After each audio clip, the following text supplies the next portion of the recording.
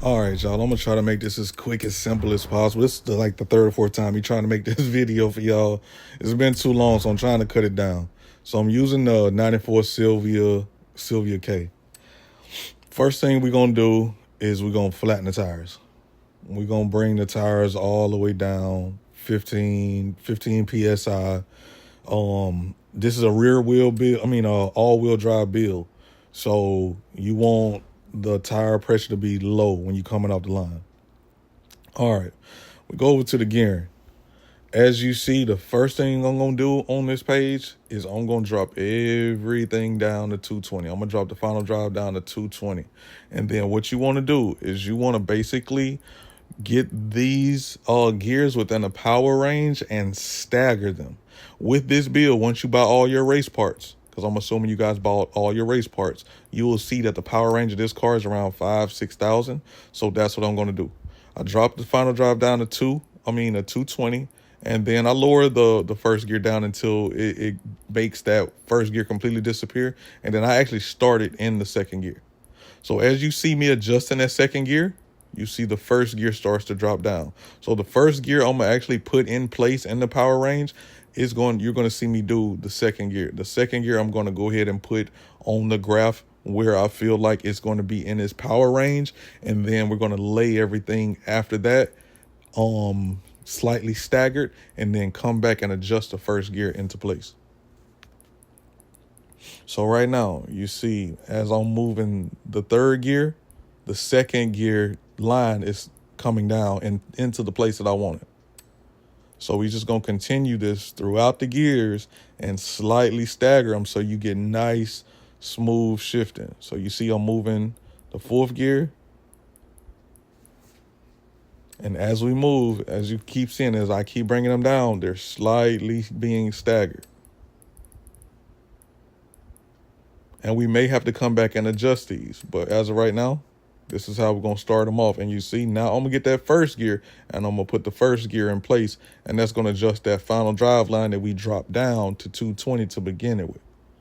So now you see the pattern in the graph is just slightly going up all the way through from first all the way to 6. And that's going to give you those nice, like smooth shifts as you go.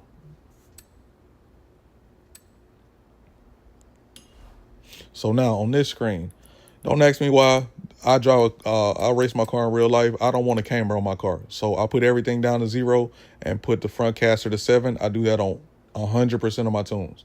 That's just me personally. On drag, I don't want a camber on my car. It works for me. May not work for you, but it works for me. When it comes to the anti-roll bars, you're either going to go all the way up to 65 and make it stiff, or you're going to go all the way down to 1 and make it soft. That's going to be personal preference and what you like on your car and how you want your car to feel going up and down the track. I like my car stiff, so majority of my tunes, you're going to see me do it, or majority of my tunes that you use, they're going to have stiff on the anti-roll bars. You can also see the acceleration and the speed changes as you adjust. So take that into consideration as well.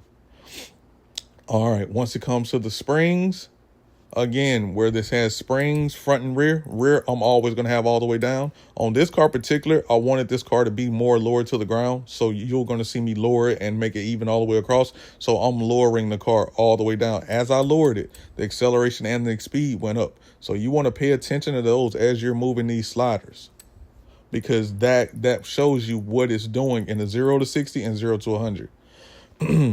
On the springs, I always keep my rear spring, like I said, all the way soft.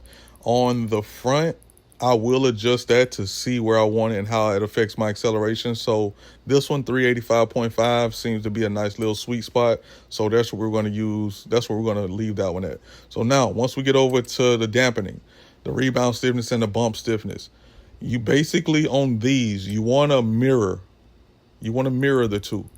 So as you see, I'm going to do on my front, I'm going to use 10, and I'm going to use 1 on the rear. I'm going to mirror that. On bump, I'm going to use 1, and then on the rear, I'm going to do 10. You always want to basically I do that on all of mine. I think I may have less than 3 tones where it's not mirrored like this. but it helps with going down the track. Like, it helps with equal distribution of the vehicle. So when you're on the drag strip, this is how you get it to evenly distribute the power throughout the car. So if you see people with that crazy body roll and it's almost making the car come off the ground and it looks crazy going down the track, that's because it's not balanced. So that's how you balance it. With the downforce, most cars don't have downforce, but if it does and you're going for speed, of course, just slide it over to speed. All right. Once you get out of the arrow, go over the brake. I never mess with much on brake. That's up to you. If you want to go and play around with brake, that's up to you. I don't normally do it. I go straight to differential.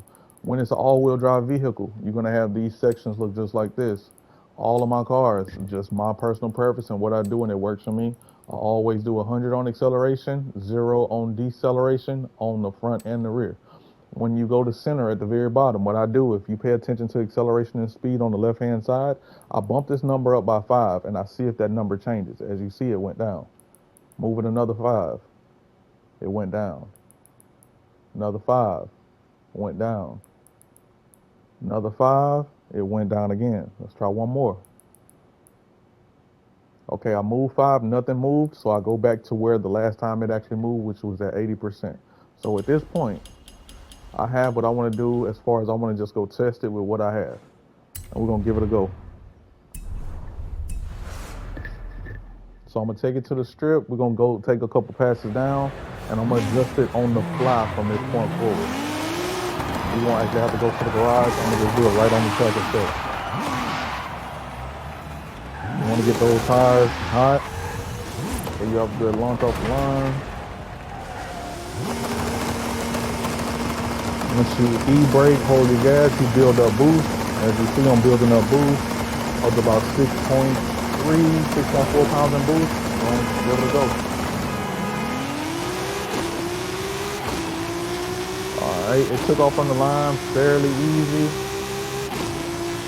but I can already tell the problem. It could have came off much harder because we didn't even get close to breaking tire. So to quick adjust that, oh, nope, we're not gonna do that. Quick adjust that, we're just gonna go back to the gearing, and we're gonna bump this final drive up so we can get off the line a lot harder. So I could tell it was real soft off the line. I'm gonna do a big bump. We're gonna go all the way, let's say 235. Give it a test. As a matter of fact, I'm gonna go straight to 240. Let's go straight 240.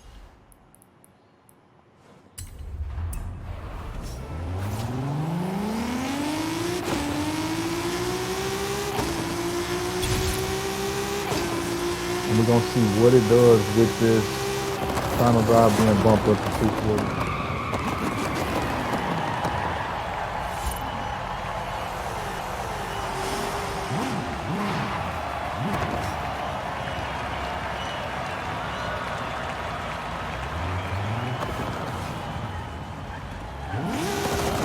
Tires warm. We're gonna give it a go.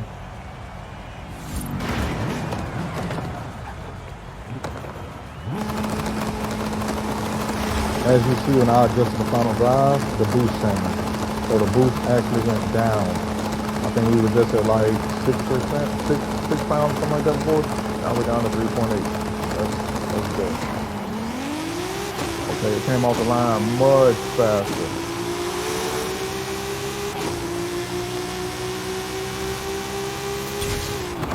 We're at 213.73. We probably could bump it up a little bit more, but I'll tell you what the issue would be with that. If we were to bump this up a little bit too much, it's going to throw our gears out of whack. And when we get close to trapping, it may make the car shift right before the trap. Because then in that case, if I were to take this final drive too high, then I would have to go into my gears and either raise or lower to make the car not shift right before the trap. Because you never want to shift right before the trap because the car slows down. So I think that final drive is going to be pretty good. I could move it up a little bit more and adjust it more, but I'm not trying to make this too sophisticated this first video. And like I said, a lot of people have been asking me about it, so I'm just trying to make it as simple as possible so you guys can get up in here and play with it. I generally don't show my screens on my particular tunes, but so many people have been asking. You know, I'm like, what the hell, I'll show y'all on this one, but You can use this one. You can build this same tune. I got it posted under my I'll post the code just in case, but you can take this screen by screen and play with this tune and, you know, kind of use this to build whatever other car you want to use. But that's pretty much the basics of tuning, and enjoy it. See what you can make.